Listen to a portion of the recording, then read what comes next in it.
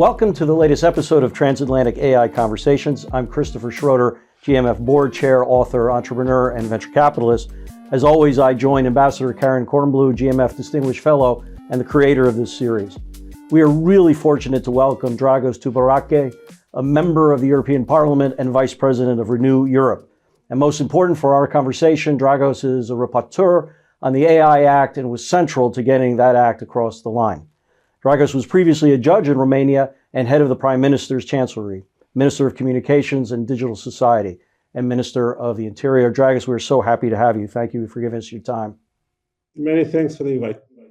Before we get into the AI Act, which of course we will overall, I wanted to get you to step back a little bit and sort of just, in all your experience, tell us a bit about your view of Europe and regulation and competitiveness writ large. How should we be thinking about that? And upon what do you think really in the 21st century you hope Europe will compete on? Well, there's this traditional joke about the Europe and regulation, which says that America innovates and Europe regulates, and China replicates. Anyway, that's the other part of the joke. But and to a large extent, it is true.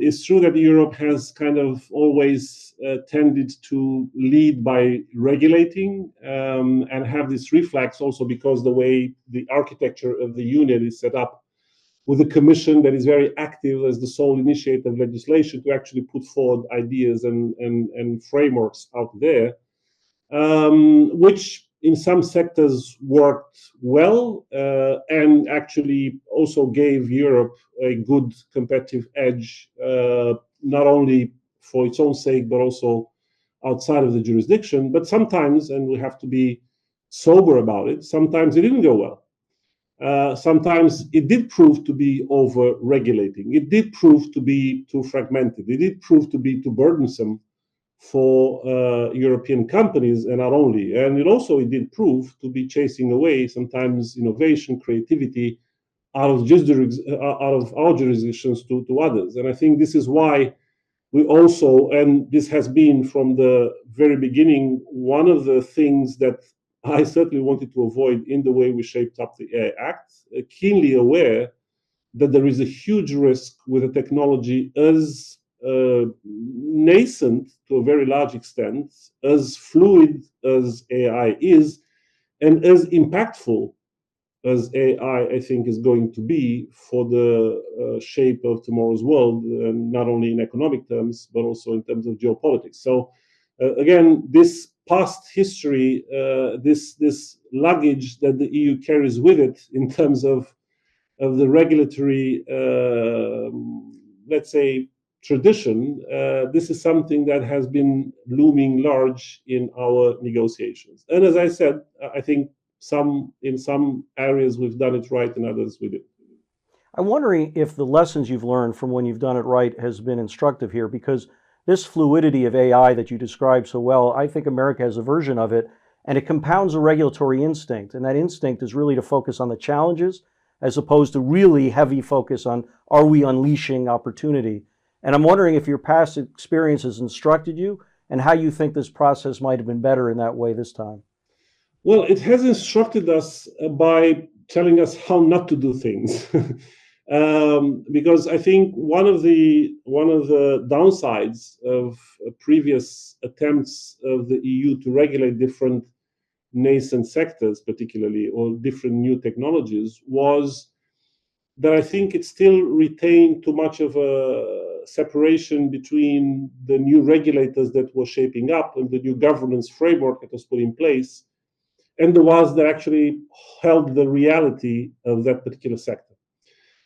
Because also traditionally in Europe, that we had that distance of reverence almost between the regulator, the mighty enforcer sitting in their tower with their scepter in one hand and the law in the other, and the subjects of the law out there who are supposed to just follow and accept the consequences. And I think this is something that we need to fundamentally change, not only for AI, but overall for the benefit of competitiveness in Europe. But certainly this is something that at least I've taken to heart when we envisioned the new governance under the AI Act, which I dare say is quite pioneering in that respect, because it brings in this new logic where regulator has to work side by side, hand in hand, mind to mind, experience to experience with the ones that hold the reality.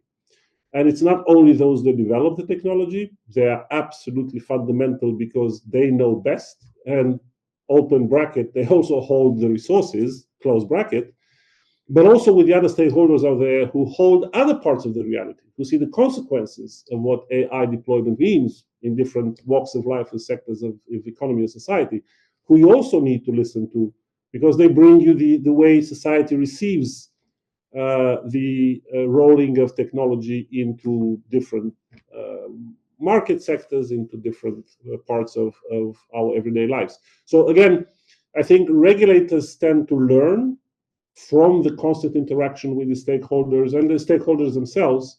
I think they can also position themselves differently, understand and accept also regulation and their effects differently if they feel that they have a place at the table. So I think it's this new way of governance that is at the heart of the model that we've created with AI, which is still, the jury is still out there as to how it's going to work, because there is no blueprint, because we're doing it for the first time. So it requires a change of mindset, both for the regulators at European level, at national level, quite complex, as well as for the companies that would be on the receiving end.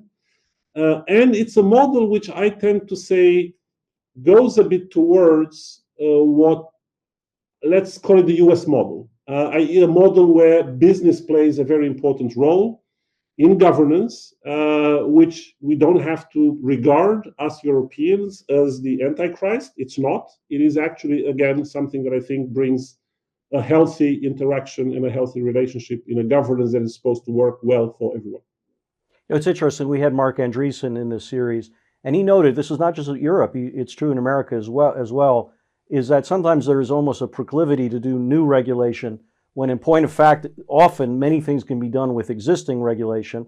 I'm curious of how you felt about that, but as an addition to that, you know, there's also opportunity in a new world and change to actually take away regulation. There may be regulations that were relevant 10 years ago, which are actually not only irrelevant, but counterproductive today. So I'm wondering, one, how do you think about the idea that existing regulation could really take care of a lot of this? And secondly, the idea that this is also an opportunity to pare back that which may get in the way of the very goals that you were hoping to have.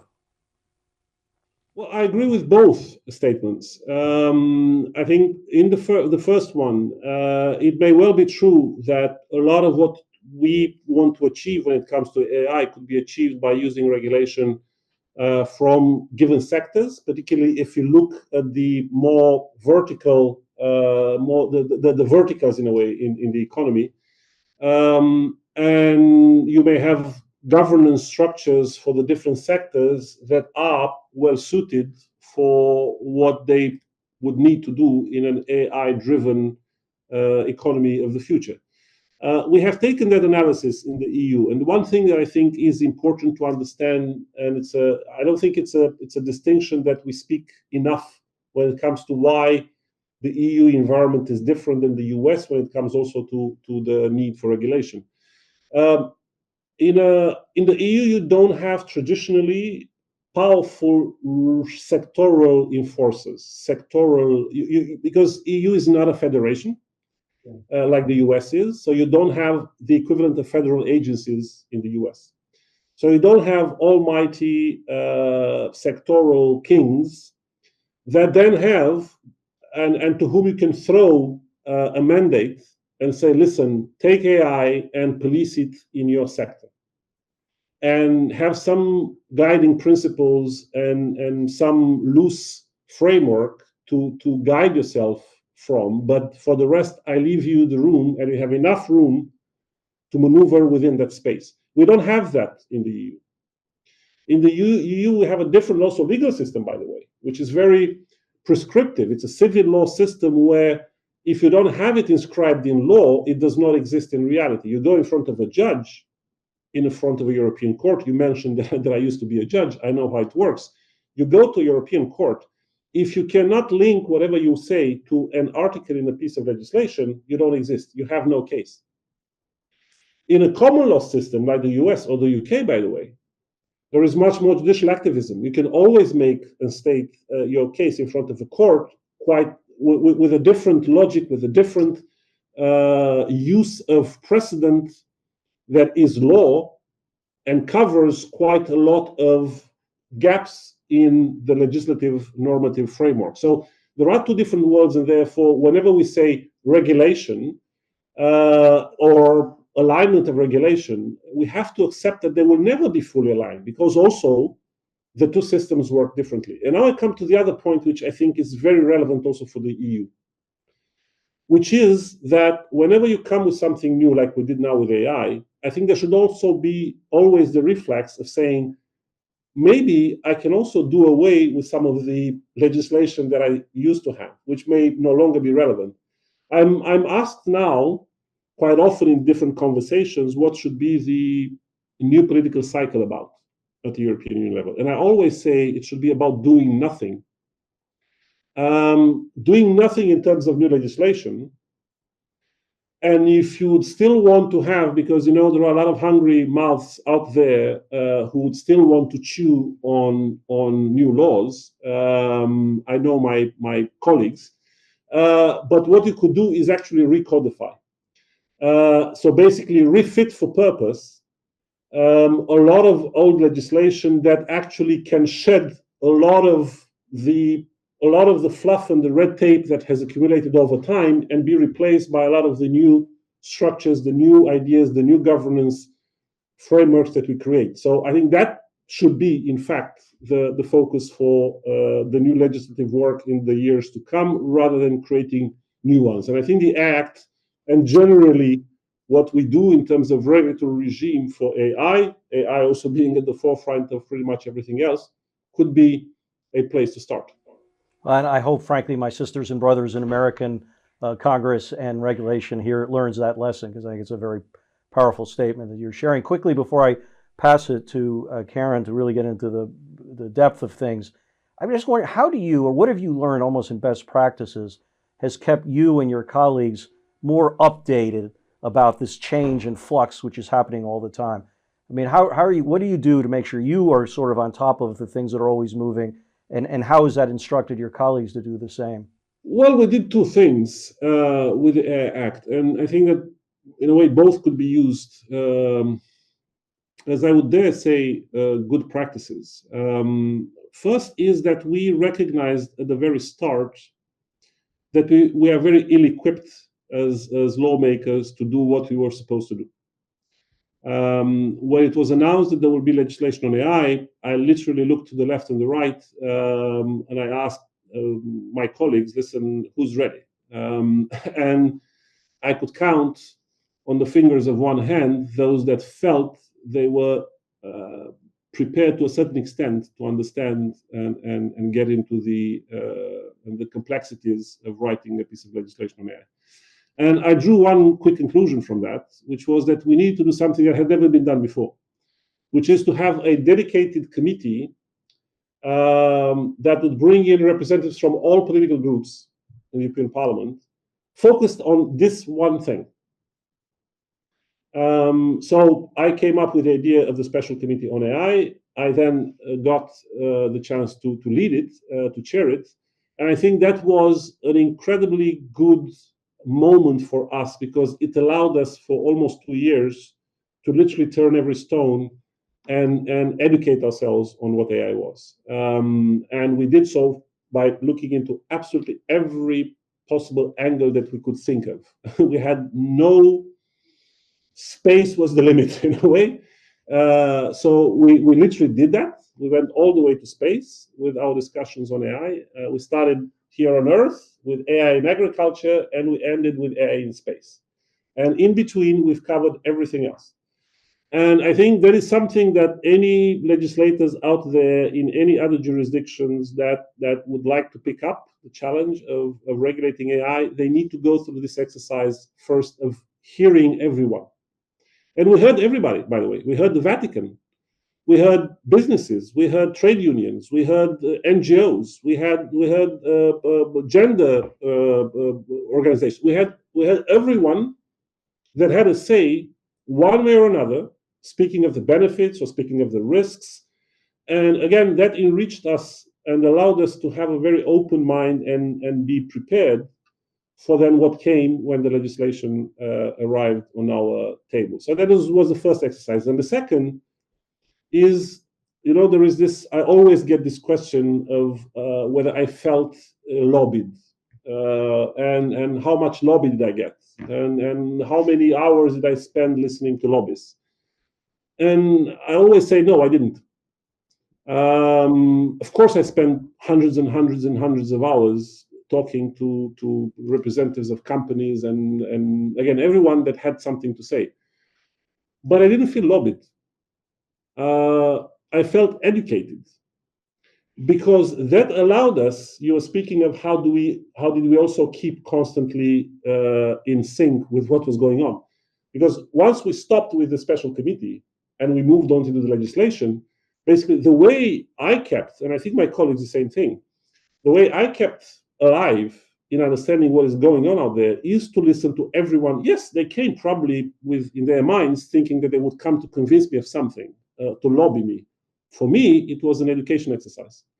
And by listening to as many of the voices out there who have something to tell you, that's how you basically remain in touch with reality and ready to do something as complex as what we just did. Thank you. Karen? That was fascinating. That was a lot of what I wanted to ask you about, but I'll just put a fine point on that, and then maybe we can go forward on what's next. You just explained how you all got educated and listened so carefully to what others were saying. How did you actually build the political momentum, the political will to get this across the line? There were a lot of hard decisions that had to be made. And can you talk a little bit about that messy political process? Well, you're asking a chef to give up his recipe. I think to a large extent, it's about the plan you have. And I don't think you can do something as difficult and complex as this was if you don't have a plan from day one. Of course, you have to always be prepared to work with whatever life throws at you, particularly when it's a longer process such as this one. And there are always unexpected turns in the road. But you can't handle those if you are not clear about the destination. And what's absolutely fundamental for you arriving at the destination. So that's the one thing that we did. People think I'm crazy when I tell them that to a very, very large extent, this negotiation landed pretty much where myself and my fellow rapporteur Brando, where we discussed it 2.5 years before. And I'm not necessarily exaggerating much. The big lines, they're all there. So that's how we started. And I think the way it works at EU level with the Parliament having a rapporteur, normally one, in this case, exceptionally two, that lead the process, it's the rapporteur that has this responsibility of creating that consensus. And that consensus, again, is there are a lot of ins and outs on how you achieve that. Of course, you have to give everyone something. It has to be clear to everyone that they would win something and lose something in a process as complex as this one.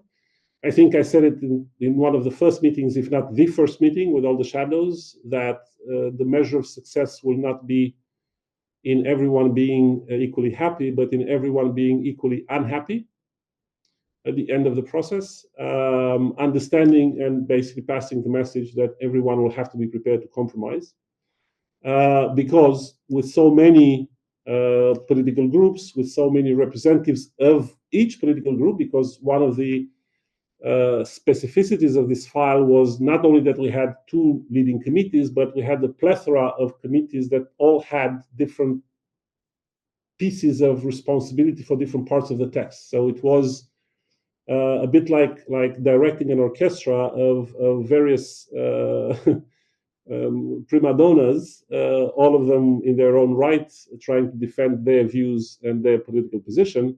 but harmonizing all that into one single symphony. And I'll end the metaphor. Again, it's a lot of listening, it's a lot of negotiating, it's a lot of giving and taking, it's a lot of talks and phone calls and coffees and nerves, and ultimately we get it done. You've definitely earned a vacation.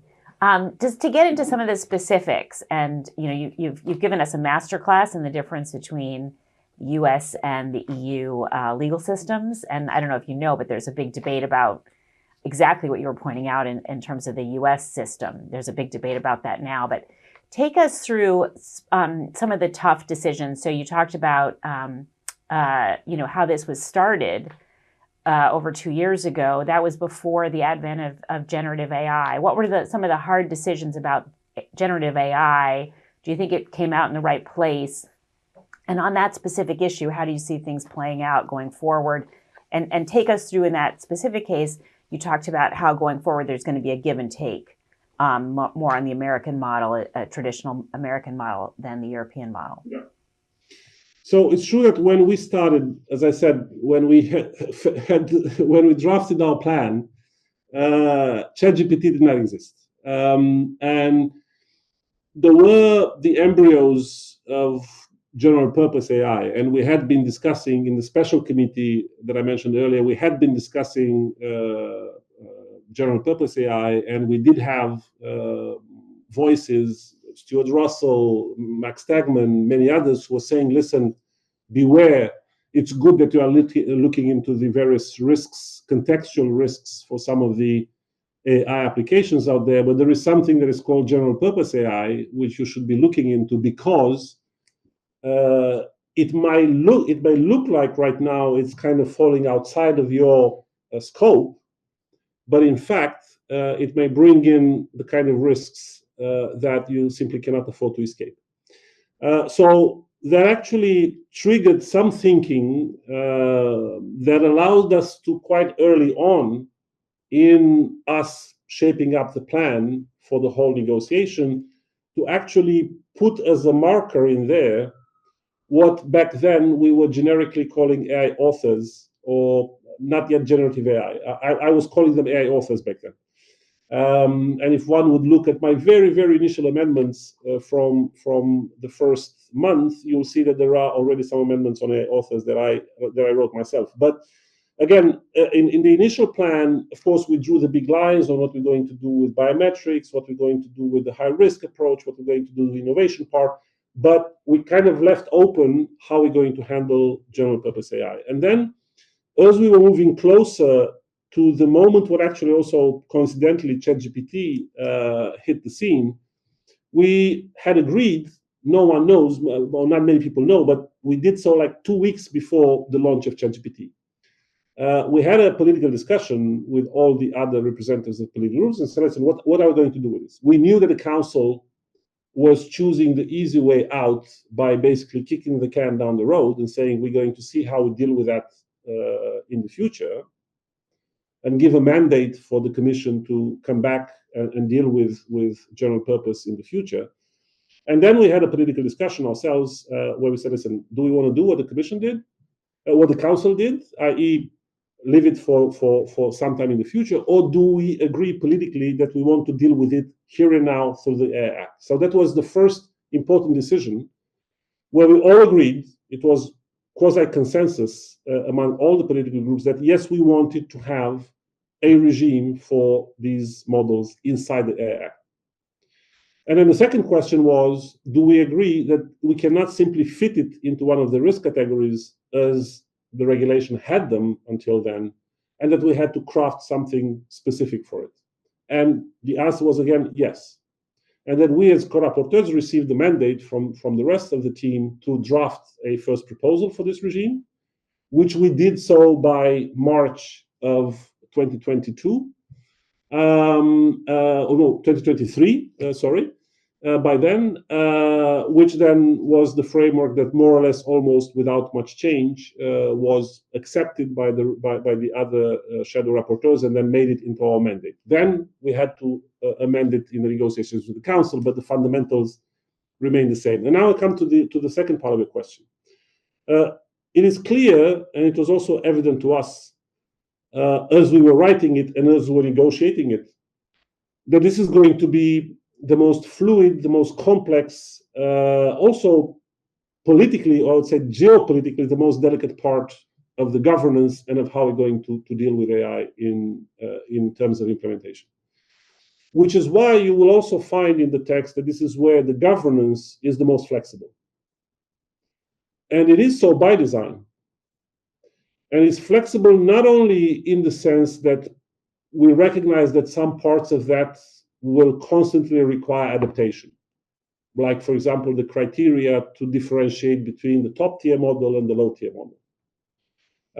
That certainly will need constant revision to keep it in sync with the reality of Gen AI and its evolution. But other parts where we also gave in mandates for the future regulator to update depending on the evolution of technology. But it's not only flexible in that respect. It's flexible because we accepted, and it wasn't politically an easy conversation and an easy thing to accept for us. But we accepted the logic of working together with the companies themselves, which politically, psychologically, for many of us was not an easy swallow. It's not something that we normally used to do. I go back to the first question about our tradition in terms of regulating. No, again, when we regulate, we have the stick and we hit with it. So the idea of the code of practice, which eventually made it into the text, that idea, again, was part of a negotiation, but was part of us understanding and accepting the fact that for Gen AI, we will need to sit down with the industry. We will need to sit down with those that create the models to develop not because it was misunderstood by many as giving the tools to the companies to write their own rules. No, it's not that. The obligations for these companies, they are black and white, crystal clear in the text. They are not subject of writing or rewriting by the companies themselves. But it is how you actually implement those obligations, where no one has a blueprint. There are no standards. No one can tell you today what transparency for training data for ChatGPT means. How do you measure that? How do you enforce that? So it is in the how, not the what, that we thought that we needed flexibility. We needed this sort of co-generation with the companies, with the subjects of the law, and that's where you have flexibility in the text. And I think that this is also looking into the future and looking at bringing the two models towards each other, the European model and the US model. I think this is where I think we can, again, bring the models towards each other, because I think it's something that could also be quite plausibly fitting with the US logic of regulating, enforcing things, where you take this approach of working with the companies themselves, creating the framework within which afterwards you measure their performance. Thank you so much. That was a fantastic description. You've given us a lot of your time, so I just want to ask you quickly, this very important question, so I hate to give it short shrift, but take us forward. What are the major milestones that you see coming ahead in terms of implementation? What should everybody be looking for now that it's done, basically? I'll do very quickly first European context, let's say, and then the broader one. I think for the Europeans, this model has to work. It's not enough that it's there on paper. People might like it or not, but that's less important. It has to work.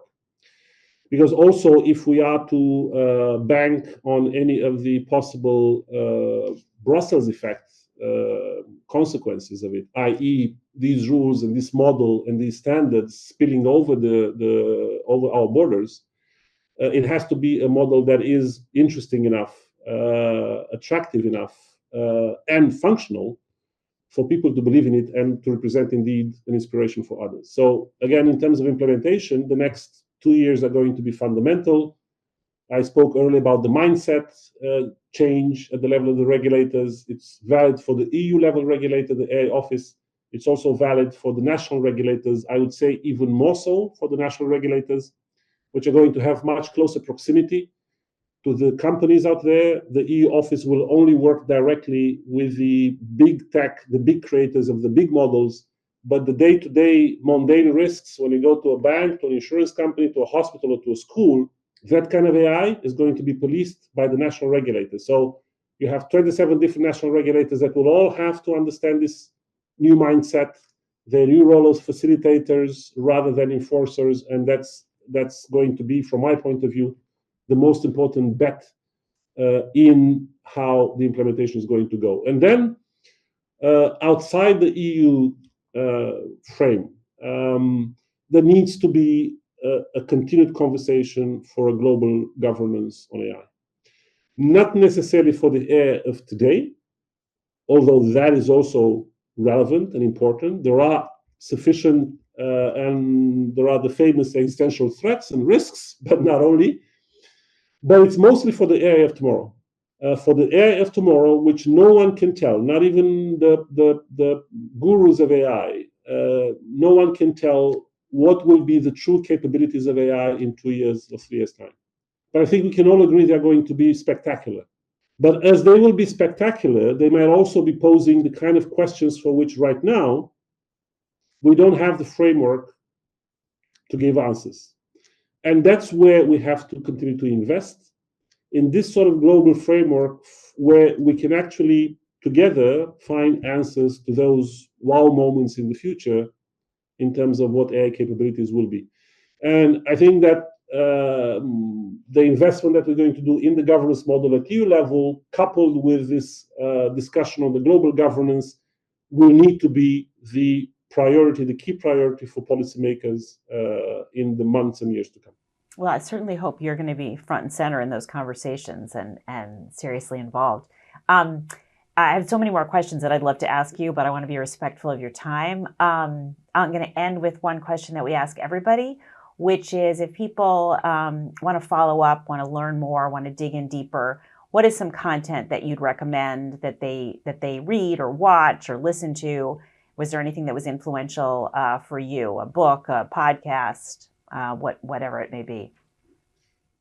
Well, I don't know what your other guests do. I will not be making recommendations because I don't want to upset anyone. There are many books that are good out there. I think that there's so much awareness right now and really serious, profound thinking into the consequences and the future implications of AI. I think it would be unfair to recommend one podcast or one book. There are many out there, which is good. People have a lot to choose from. And in terms of understanding the AI Act journey, framework, and where it might lead, I think an important point is to look at the work done in this parliament. The report of the special committee is a good place to start with. And also, by the way, which is not an easy read the AI Act itself. It has some 100 pages, so it's not an easy read, but it helps in understanding what we want to achieve and what will likely happen in the years to come.